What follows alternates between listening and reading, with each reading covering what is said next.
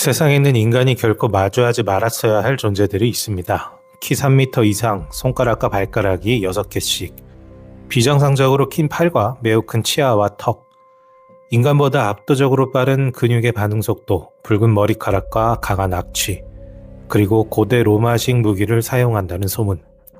고대 문헌 속 상상으로만 등장하는 것 같았던 이들은 수천 년의 시간 동안 서로 다른 지역, 다른 언어, 다른 시대 속에서 반복적으로 언급됩니다.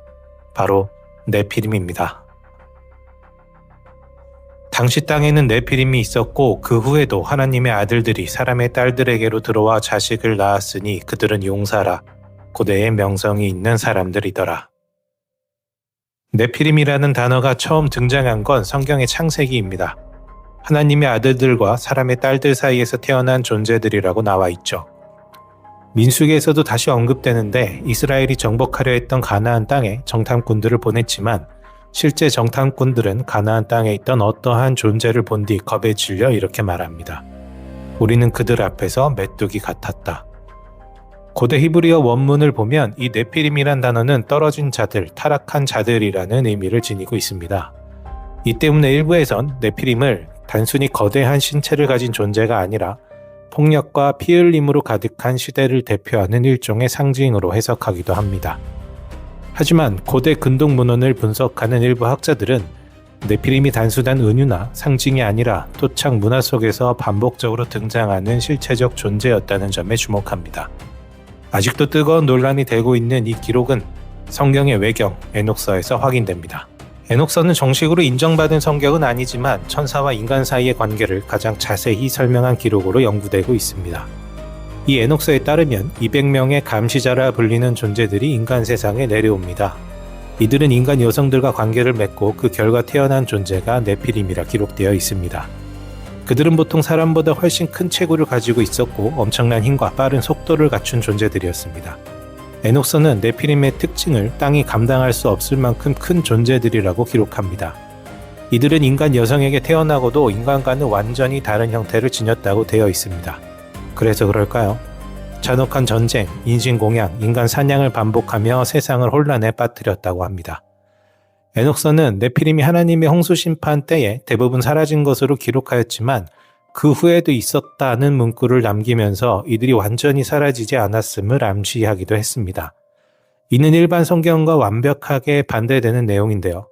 하나님이 내린 홍수의 심판 결과를 완전히 뒤집는 내용으로 상당한 논란을 일으키고 있는 대목이기도 합니다. 네피림과 관련된 기록은 성경 외에도 존재합니다. 각 문명마다 기록된 거인의 존재는 단순한 전설로 보기엔 그 일관성 측면에서 상당한 호기심을 자극합니다. 수메르와 바빌론의 메소포타미아 성형 문자 기록에는 하늘에서 내려온 자들이 지상 여인들과 결혼해 거대한 영웅들을 낳았다는 내용이 있습니다. 이들은 보통 사람들보다 2배 이상의 키를 가진 존재로 기록되어 있고 손, 발, 붉은색의 머리카락 등 그 특징들이 네피림과 일치합니다. 페루와 볼리비아에 존재하는 티티카카 호수에서는 3m 이상 길이의 인골이 발굴되었다는 보고서가 있었습니다. 공식 발표는 대부분 왜곡된 형태의 인골로 정리됐지만 현지 연구자들은 뼈의 굵기, 치아 배열, 두개골 형태가 평범한 인간과 맞지 않는다고 주장합니다. 티베트 파미르 고원에도 이와 같은 기록이 존재합니다. 중국 고대 서책에 사람을 먹는 산속의 거인에 대한 기록이 등장하는데요. 티베트 지역의 고대 벽화와 설화에서는 6개의 손가락과 발가락을 가진 거인의 흔적을 반복적으로 찾아볼 수 있습니다. 또 나바호, 쇼니, 파이유트 등의 북미 원주민 부족은 붉은 머리 식인 거인에 대한 기록과 이야기를 수백 년간 이어오고 있습니다. 이들은 평범한 인간과 달리 육체가 크고 힘이 강하며 지독한 냄새가 난다고 전합니다. 흥미로운 점은 이 기록들이 서로 전혀 교류가 없던 지역에서 거의 비슷한 시기에 공통적으로 등장했다는 사실입니다. 만약 이쯤에서 네피림에 대한 이야기가 끝난다면 단지 옛사람들의 전설 정도로 정리되는 게 맞을 겁니다. 하지만 네피림이 대단히 흥미를 끄는 이유는 바로 지금의 시대에도 이들을 직접 확인했다는 증언들이 쏟아지고 있기 때문입니다. 2002년 아프가니스탄 칸다하르. 이 지역은 산악지형이 매우 복잡하기 때문에 외부인의 출입이 어려운 지역입니다. 미군 특수부대는 이곳에 탈레반 소탕 작전을 수행하기 위해 투입되었는데요. 캠프를 차린 뒤 먼저 현장에 투입된 선두팀과 교신이 되지 않자 이를 찾기 위해 수색 작업이 진행됩니다. 당시 해당 수색팀이었던 한 부대원은 자신을 슈터라고 밝히며 미스터리 방송에 나와 놀라운 증언을 하기 시작합니다. 그는 전투 현장 경험이 많은 특수부대원이었지만 갑작스럽게 마주한 거대한 존재 앞에서는 당황할 수밖에 없었습니다. 우리는 실종된 팀을 찾기 위해 절벽 끝 작은 길을 따라 들어갔습니다. 그러다 앞에 거대한 동굴을 찾았고 그 앞에 흐트러진 수많은 뼈를 확인했습니다. 그리고 선두팀의 부서진 장비도 확인했는데 혹시나 근처에 있는 뼈가 야생 짐승에게 습격받은 부대원들의 뼈가 아닐까 싶어 동굴 쪽으로 가까이 접근해 살펴보려 했습니다. 그런데 그때 갑자기 동굴 속에서 엄청난 크기의 거인이 튀어나왔습니다. 대충 눈으로 봐도 3m 이상이 되는 말도 안 되는 크기였고 붉은 머리카락과 수염을 가지고 있었습니다. 거인은 커다란 창과 방패를 들고 투박한 가죽옷을 입고 있었는데 마치 영화에서 봤던 옛날 전사로 분장한 배우 같았습니다. 거인을 보고 팀원 모두가 빠르게 경계에 들어갔는데 거인이 단숨에 공격하며 휘두른 창에 팀원 한 명이 처참하게 목숨을 잃었습니다. 놀란 팀원들이 일제히 거인에게 사격을 시작했고 30초 남짓한 총격 끝에 거인이 쓰러졌습니다. 가까이 다가가 거인의 사체를 확인하는데 거인의 턱은 총격으로 날아가 있었고 손가락과 발가락이 각각 6개씩이었습니다. 무엇보다 엄청나게 지독한 냄새가 풍겨 괴로울 정도였습니다. 이러한 슈터의 증언은 전 세계적인 논란을 일으켰는데요. 이 증언 이후 해당 작전에 참여했던 또 다른 군인이 추가적인 제보를 해왔습니다. 바로 거인의 사체를 미국으로 수송하라는 명령을 받은 파일럿이었는데요. 그가 현장 도착 후 본 것은 커다란 나무 팔레트에 웅크린 채 놓여있는 거대한 사체였습니다. 그 역시 슈터와 똑같은 내용으로 거인의 생김새를 증언합니다. 붉은 머리의 거대한 남자, 몸 전체가 근육으로 가득됐고 손가락과 발가락이 각각 6개였다. 운반하기 위해 측정했던 무게가 약 500kg에 달했고 무기와 방패는 고대 로마 시대의 장비처럼 생겼다고 말했죠. 특히 거인의 사체에서 나는 악취가 너무 심해 작업을 멈추고 다시 심호흡을 해야 할 정도였다고 합니다. 그는 이 거인의 사체가 아프가니스탄에서 미국 오하이오의 라이트 패터슨 기지로 옮겨졌다고 주장했습니다. 라이트 패터슨 기지는 미스터리 분야에 관심 있는 사람들이라면 모두가 알만한 장소인데요. 바로 UFO, 생체연구, 비밀병기 개발 논란이 끊이지 않는 곳으로 유명한 곳입니다. 그런 곳에 거인의 사체가 도착했다는 정보는 그 자체로 엄청난 화제가 되었습니다. 이 사건 이후로 사람들은 네피림에 대해 집요하게 파고들기 시작했습니다. 수많은 웹사이트들을 만들어 현대에 등장한 네피림에 대한 자료들을 업로드했고 이를 SNS에 빠르게 퍼나르며 확산하기 시작했습니다.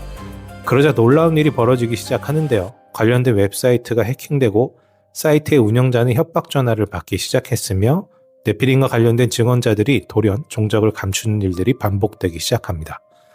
정부가 왜 이 존재를 숨기려 하는가에 대한 가설은 여러 가지입니다. 고대 유전 형질 연구이거나 네피림이 생체 병기로 활용되고 있는 가능성, 또 초자연적 존재에 대한 공포의 통제 목적이거나 종교적, 문명적 측면에서의 혼란을 방지하고자 한다는 것이 그 이유인 거죠. 네피림과 관련된 제보는 계속해서 나오지만 어느 나라도, 어느 정부도 이를 공식적으로 인정한 적이 없다는 게 현실입니다. 이쯤 되면 모두의 관심사는 단 하나겠죠. 네피림은 현재도 존재하고 있는가? 전문가들은 네피림의 실존 가능성을 3가지 가설로 정리합니다.